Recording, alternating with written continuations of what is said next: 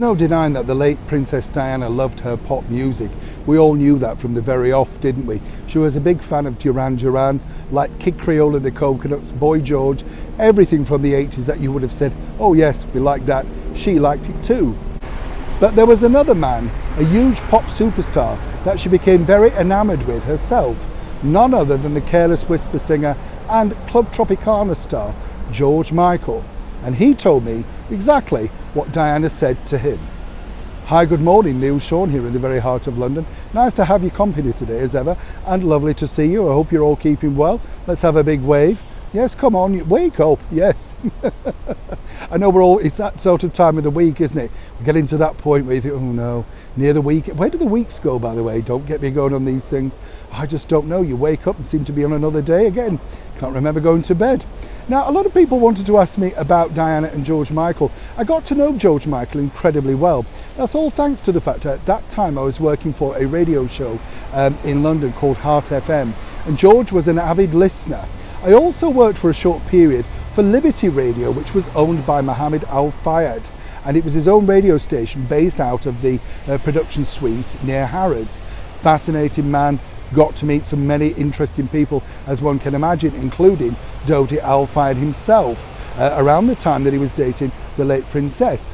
But just to recap, George Michael told me about meeting Diana way back in 1985 at the Live Aid concert, said he was beguiled by her, and she then very quickly formed a very good friendship with him. But did you know this? That Princess Diana was so enamoured with him, seriously, she wanted to marry him. That's according to George. Now, obviously there were going to be problems, as you can imagine.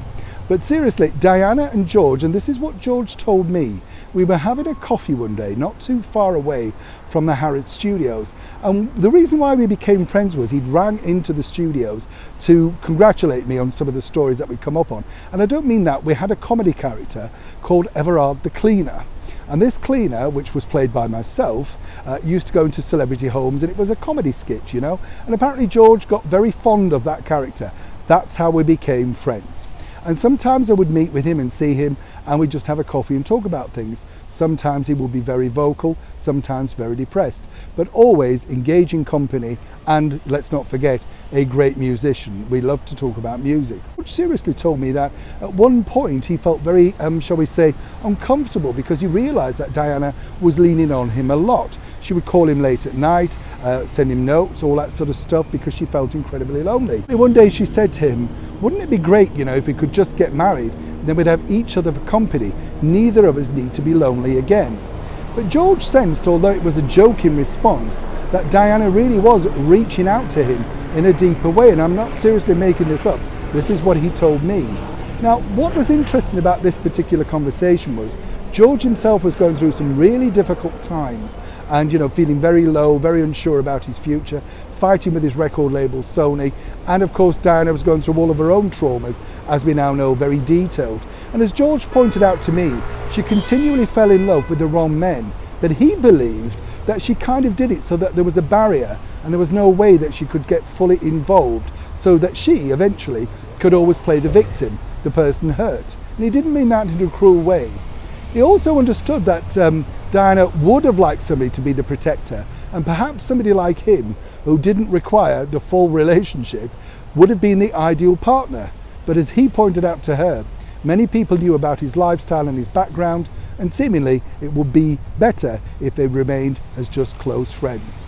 And truly, that is the story of George and Diana. They remained friends to the very last. George was devastated, obviously, when she passed away. But as he always believed, and he told me this himself, it really was just a simple case of the wrong person in the wrong place at the wrong time. A simple accident.